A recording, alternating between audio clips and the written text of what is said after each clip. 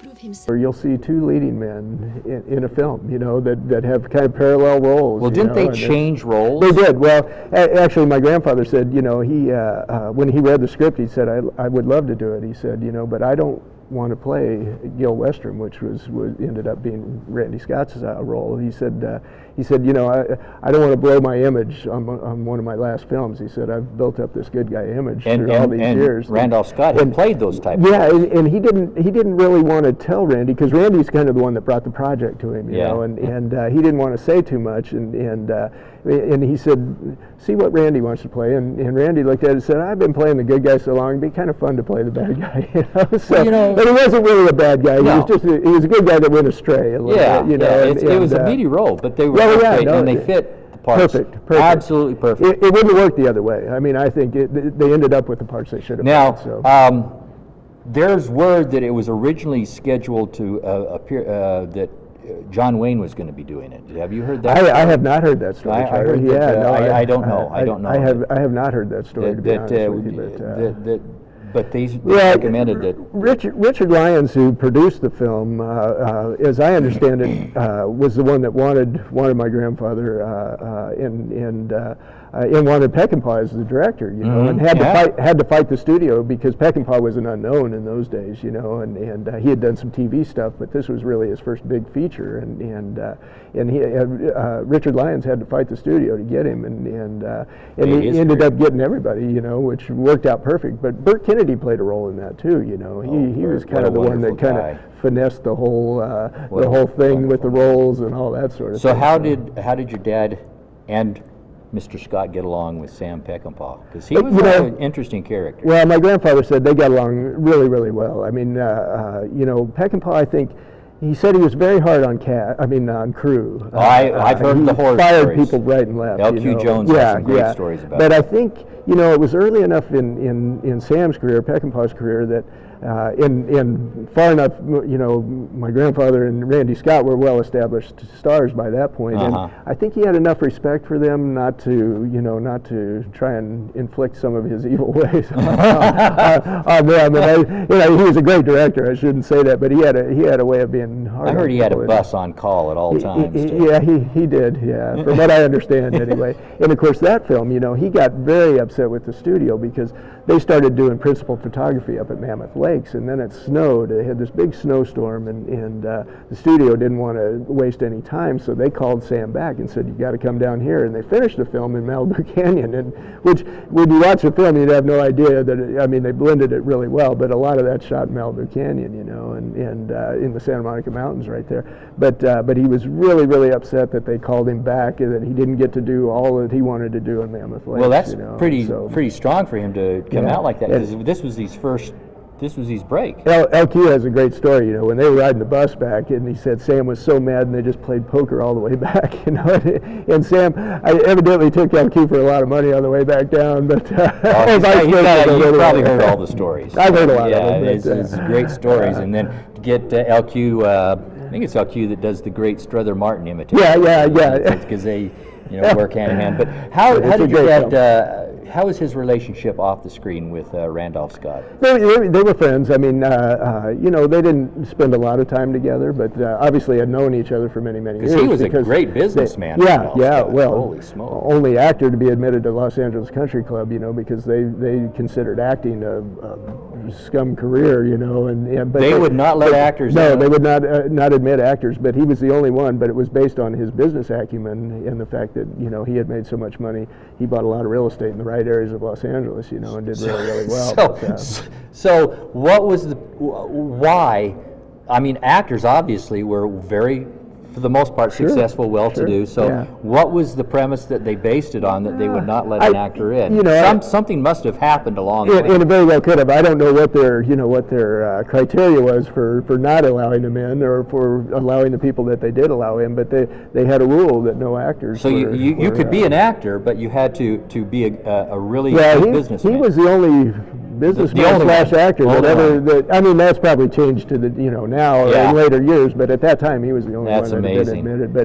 But you know, my grandfather said whenever they were on the set on Ride the High Country, whenever they had a break, Randy had the Wall Street Journal. He was reading the Wall Street Journal, following. I understand his, he and Wild Bill Elliott were both great businessmen. Of course, Charles Stark had the tool company. I got a great story about Wild Bill Elliott. Oh, okay. When he wasn't such. Oh, really? But I better not get into that here. Well, it's only just the two of us.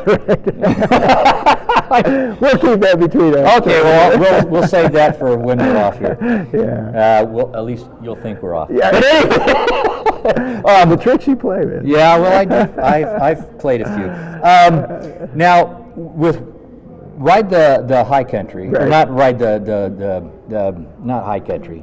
Ride the High Country. That's the title. Yeah. I'm lost, but now I'm found. Or Guns in the Afternoon. Guns in the Afternoon. Was it really? Yeah, original title. That really was Randolph Scott's swan song. They said they were. He never did anything. Originally, your grandfather, that was going to be his. Yeah, and it really was his last big picture. But then he went on to make another film. He did a couple little things actually. He did a cameo for my uncle in a film that he did called Cry Blood Apache, which is no film to write home about, that's for sure. Well. But they sold it on my grandfather's 30 seconds in the beginning. But and then he did a couple of things with Casey Tibbs, the Young Rounders, and one called Sioux Nation that was never released. Now, what about the one he did with Robert Fuller? Yeah, Mustang Country, which was the last film that he actually did. Wayne. And Patrick Wayne was in that as well. Well, so they shot that up. That? Well, a guy named John Champion made that film. Wrote and directed it. Yeah, okay. And my grandfather, he liked the script, and I think he kind of wanted to,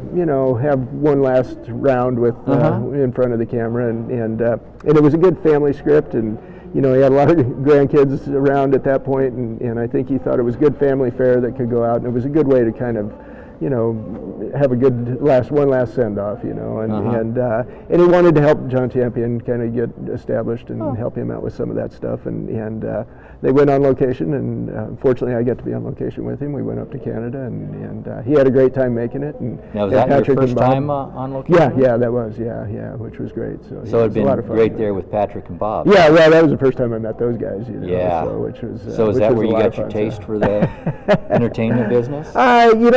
Probably to a certain degree it is. Yeah, watching all that went on, and I became great friends with the little Indian kid that was in the movie. Nika Mina was his name, and I guess that probably put a little bug in the back of my mind, but it wasn't until the last 10, 15 years that I really kind of started to move that direction more. So I mean, you not only take care of the ranch. Right. You take care of all of that. Now that's open to the public, isn't it? It is. We're open only when we have a scheduled event or program. So it's not open for drop-in, but when we show a movie or have a tour or something. Do you have a museum there on site? Yeah, we do. We have a small museum component, I would say, to the visitor center. I've got a lot of 3D displays, some of his saddles, and some of his awards, his Golden Globe, and some stuff like that. So, and you're also in the production end? Yep, in the production end, and then I give us some of your productions. Did a movie actually acted in a movie last summer with Buck Taylor. Played Buck was the marshal. I played his deputy. Now, what was the movie? It was an independent western called Canyon Trail that it's out on DVD now. I think I saw it. No, seriously. No, it's family fare, smaller budget stuff. Yeah, but we had a lot of fun. Some of the good ones. We had a lot of fun making it. So and if I didn't see it, I'll have seen it by the next time we talk. Okay, good. And so you acted in that one. You didn't have any production. No, I didn't have any. It wasn't on the production side. Well, it's good to see McRae back on the screen. Yeah, it was a great opportunity to work with Buck, a guy who I've admired forever. Wonderful. There's two dynasties together. Yeah, which was a lot of fun, and we had a great time doing it. And it's wonderful when you see that carrying on. But as far as production end, production, I have a small production company, Third Point Productions, and we do primarily television content. We do commercials and even some music videos and stuff like that. But we had a cooking show on the air for a while. We've got several pilots that we're shopping now, but we do a lot of work for ad agencies and that sort of thing. So anything along the way with westerns? Not at the moment. As you know, there's a little kind of talk show that we were playing with, dealing with some of the old Western stars. This is the audience to talk to well, about that. We're still working on that, and I think it's a great idea. Well, and the premise is that when we go to festivals like this, in the evenings and stuff, we all end up sitting around telling stories and shooting the breeze, which is kind of the title to this. But we're still playing with that idea and that concept, and hopefully maybe something will come out of it one of these days. But, my feeling is that the panels are great. Yeah, the panels are great. And you learn a lot from the panels. Yeah, you do. And I make a lot of my bread and butter from doing panels. Right. As does Boyd. Sure, yeah. But you have a large audience. Right. And you have a panel with anywhere from 4 to maybe 10 people on it. And that's what happens. You don't get a chance to tell too much. And when it's 2 or 3 or 4 people, and you can sit around and you get them going. Yeah. Well, that's the key. And you get them going. I can remember Mary Brown, who was the head of the Festival of the West, on Sunday nights, would have the get together at her house after the festival was all said and done, and everyone, yourself and Bob Fuller, and there would be L.Q. Jones. And one year it was the Jack Palance was there, and Bruce Dern was there. But I remember a special time when it was Bill Smith, William Smith was there, and L.Q. were there, and they were sitting on the back patio, just the two of them. And everybody was just listening. Just listening to the two of them. And things were being told there, not out of school. No. But fascinating stories. Remember this happened that you would have never heard on a panel because it was just the two of them that were bringing them up. And that's what you're going for. Yeah, and you end up, when you get two guys like that together, they end up prompting each other's memories, of things that might not come up on a panel, and they do tend to talk more freely when you're in an environment like that. And things like that is what's wonderful. Is like what we're doing here. There's not a time limit to it. Sure, yeah, which is great. And you could cut them up and do different. That's right. You could have a 5-minute segment. You could have a 30-minute segment, or you could do whatever you wanted. That's right. Yeah. So to the folks that are out there that are watching, is there any way that they could get involved not at this point, but I'm hoping if we are able to get it out there in a public format that they will support it and that they will watch it and come behind it. But, do you have my website up there right now? I'll tell you what, if they could get on my website maybe and write to me on there. Yeah, that'd be great. If they're in support of a project like that, just let us know. Or on my Facebook, and I could pass it on to you. I mean, if you don't mind. No, that would be great, Charlie. I'd appreciate that. And hopefully let's get some things going. Put something together here one of these days. Because I think it's viable. I mean, it's obvious that there's people out there, and if we don't keep this going. If we don't keep this going. Well, nobody will if we don't. So that's the bottom line. And I appreciate you spending this time. I know you've got a lot of other things to do. It's good. And one other project I just wanted to mention that I'm working on. You interviewed Terry, Dan Haggerty's manager earlier, and he's got a script that we're working on that was originally written for Dan. Oh, are you working on that? Yeah. Talk to us about that, it's called Inside Passage, and we're expand and bring more people in from other areas to do with the Western entertainment area. And this year we've got we've got Darby Hinton, right, and Robert Fuller, Luna, Barbara Luna's here, Stan Ivar, and of course Kent and Susan, McRae, Rudy is here. That's right. Rudy Ramos is here. I mean, this is just it's to borrow somebody else's phrase. It's huge. It's just huge. And well, you have to do that, to keep these things going and to build and keep them alive. You have to expand a little bit these days, I think, and I think that's a smart move. It was a great suggestion. So, and obviously the name, you can't have something like this without talking about the McRae name. I appreciate that, Charlie. Or the D name. Well, that's true, and people forget about my grandmother. Well, that's why I brought it up here. I want to talk a little bit about your grandmother. And let's talk about her. And she had a very, very prolific career, wonderful career. And she made over 50 films. Beautiful woman. Beautiful lady, right up until the end, and she had the dark brunette hair as a young lady, and then it turned white, and she stayed just as beautiful as an older lady. She was in a character, Charlie. My grandmother was off the wall. She was a lot of fun to be with. I got to tell you, I hadn't seen her in anything for a long time, and I watched a movie, and sorry, I can't remember the name of it, but I watched it probably a month or so ago, and I watched this movie, and that woman has got to be the prettiest, the most beautiful woman I have ever seen on the screen. And I'm not just because you're here, I'm not saying that. Because there are some of them that don't transcend from the 30s or the 40s. No, that's true. Yeah, that's true. To today's beauty. Yeah. She does.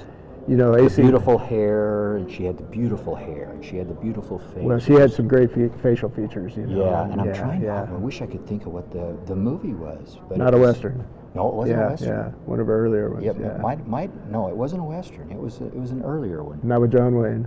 Not a Man Betrayed. Yeah. Which is a great picture if you get a chance to see it.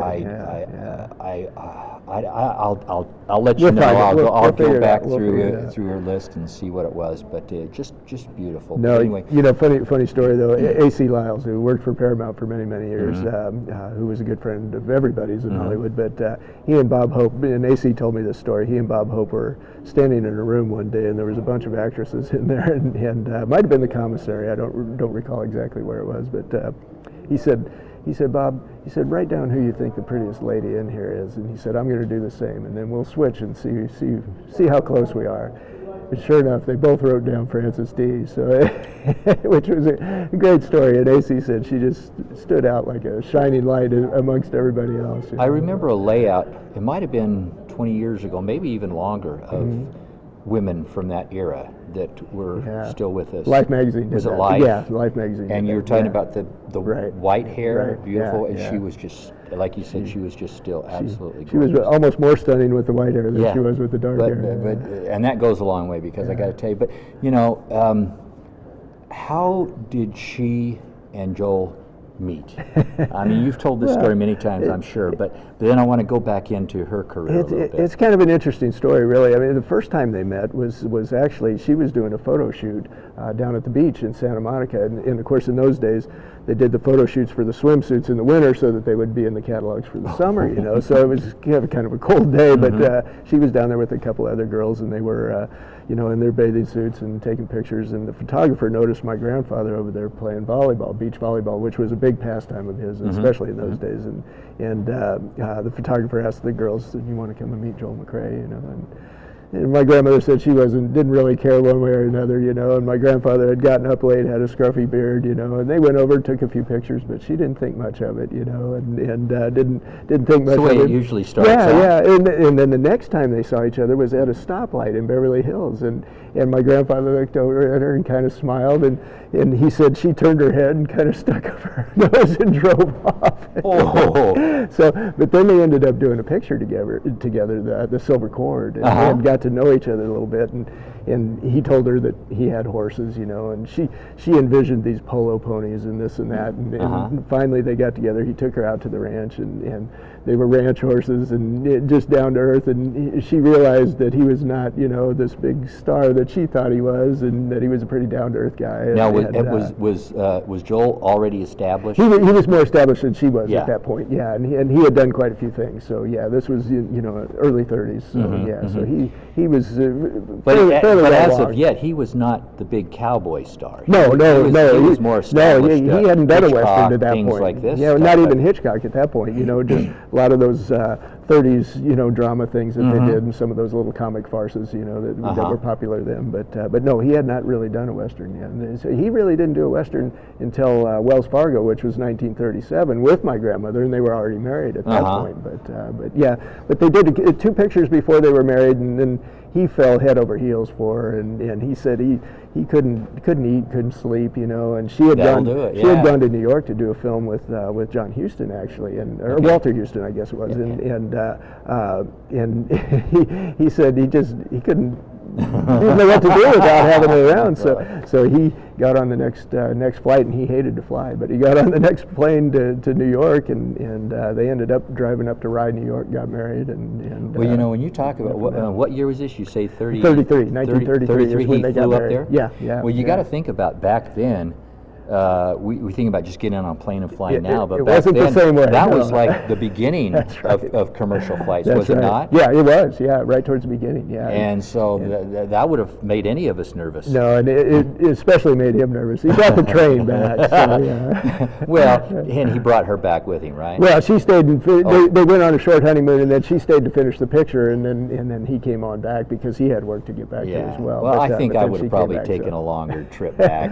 Well, Anyway. that was kind of a funny story too, because it was one of the producers or directors loaned him his car to kind of take on a little honeymoon, and they ended up driving all around the Northeast there, and watching this was in October, so the trees were changing and everything. So and then she was supposed to catch a train to New York, and like two young lovers, they lost track of time. She missed her train. They had to drive to the next town to get her on the train to get back to New York. She finally got back, and then he had to drop the car off and all this stuff. So it was a big excursion for him. And how long was the marriage? 57 years. He passed away on the morning of their 57th wedding anniversary. So, 57 years. I mean, 57 years. When you think about Hollywood, Long time. long time. And it was just that was a love story. Well, it was, and like I tell people, it was not without its was challenges like any marriage, but he to was make one of it the work. good guys, wasn't he? He was, just one of the and she was one of the good people. I mean, together they made a great couple. They really and of did, course so. today, with the genres and the way they are, of course, Frances Dee's name, when you talk about it now, she did a lot of different type of genres, but She did. the one that she's always remembered for is I Walked with a Zombie. Yeah. Jacques Tourneur, yeah. Which Val Lewton, they're classic films, but they are, yeah. She did Cat People and People and things like that. But it's funny that she never would have thought in a million years. She said that people would remember I Walked with a Zombie. I Walked with a Zombie. First off, it's a corny title, but it's a cult classic. But it's a cult classic. It is. Frankly, it's a good film. Yeah, it's a good film. It's a good film, and it holds up. But she did a lot. How many films did she do altogether? About 57 altogether. 57 films. Yeah, how many did your grandfather do? He made just short of 90. If you include some of the stuff he did with Casey Tibbs back in the 70s, he made over 90 actually. But some of those were never released. Now pretty much after 45, he did strictly westerns, right? Yeah. 46 when The Virginian came out, he made a conscious decision to stick just with westerns from that point on, with the exception of one movie. There was one in England. Yeah, called Rough Shoot. Yeah, and what was the deal with that? Yeah, I'm not real sure why he decided to do that. It was, I think, to be honest with you, my dad and my uncle went with him, and I think it was a good excuse to take a trip to England and get paid and make a movie. Because it kind of sticks out like a sore thumb. It's not a bad film. No, it's not a bad film, but it doesn't fit with everything he was doing during that time period. But you just did a trip to England. That's right. Okay. Oh yeah, because I watched it here. But it's not a bad film. But he plays kind of a retired military guy, and it's interesting because it just doesn't fit during that whole era. Well, Gordon Elliott, did all those westerns, and then he ended his career doing a series of detective films. So I guess whatever works, whatever floats your boat. And those were kind of they were popular during that time period. So he probably felt like it was a good script and it was worth doing. So but it was interesting to see him in a uniform of sorts, because he was one of the few people that said he would never make a war movie. He was offered several war movies, but he said, if I can't be over there fighting myself, like the other young men are that are fighting during World War II, he said, I'm not going to make a war movie. So he made he never made a war movie. Not to. That, and I never thought about that. He was that. rejected because of a knee issue and an inner ear problem that he had, and so he didn't. So he wouldn't let Duke win the war. Yeah, back pretty in much, Hollywood. pretty much. But he said if he couldn't be there physically doing it with everybody else, did he go over and entertain? He did, yeah. Went on several USO shows, and he talked about flying. Actually flew with Eddie Rickenbacker. Well, now wait a minute. He didn't like to fly. No, he didn't like to fly at all. And they had a couple of experiences where they had to set down a little early, And, but Rickenbacker, of course, was a World War I ace, and was a great pilot. And my grandfather felt he had full confidence in Mr. Rickenbacker. But they were in Africa somewhere, and they had to sit down, and he said it was a pretty wild experience. So what made it to where this big star, Joel McRae, big star, and he was. In those days, yeah. Yeah, absolutely. A-lister. Yeah, for sure. Who was he under contract to at the time? During Or World was War he a II. freelancer? During World War II? Yeah. Yeah, he was kind of freelancing during Okay. that time, yeah. But he was one of the first of the freelancers. Yeah, he was. that Yeah, is. he Yeah. was. Yeah, but he was under contract to every studio at one point in time. Yeah. You know, Paramount, Fox, Universal, Warner's. He worked with all of them. Yeah. But here he was, pretty much calling the shots of his career. Yeah, later on there. And yeah. he makes this conscientious decision. I just want to do westerns. Yeah, yeah. What prompted him to just make that decision? Because that's kind of a dangerous, scary decision at that time in somebody's career. Because he was in his prime. It could have been, for sure. I mean, fortunately for him, they were doing a lot of westerns then, so it wasn't like the western was a dying. He was genre still a right young then. man. He was, yeah, he was. I mean, you know, in '46, he was only 41 years old, Yeah. so you know, he was still young, But for him, he always said that when he put on the hat and the boots and stepped onto the back of a horse, he just felt more comfortable. Yeah. You know, that's because when he wasn't filming, he was at home on a horse ranching. You know, Right. and that's what he really loved to do. Well, So- didn't he say he did so the for- films? Yeah. Well, To keep the ranch going? Well, he always said, you know, acting allowed him to buy the ranch in the first place, and that's why he kept acting, so he could afford the ranch, because you don't make a lot of money ranching, you know. Well, you know, but, his career kind of runs parallel with Randolph Scott, but Randolph kind of made that decision more towards the 50s to do the westerns. Right, Your right. father was pretty much the first to make the decision in what I would consider Yeah. the A-listers. No, Of course, there you're were a probably few right. of I the B, mean- like George O'Brien, Sure, people yeah, like that. yeah, But your yeah. father was the first of the A-listers, really, to make that decision. No, that's true. I mean, there weren't a lot of people that were deciding to specialize in one genre during No, that period no, of no, time. no, and, no, and, no. But he just, you know, he felt more comfortable with it. He liked doing them, and you know, I think it was just a personal. And he kind of a- remained an A-lister up. He did, right yeah, up yeah, until the end. yeah, He- no, you know, right and up then in- of course with Ride the High Country. Yeah, which is a classic. I mean, you know, still considered probably one of the 10 It best always westerns will of be. all It time. always will yeah. be one of the best. And probably, you know, one of the few films where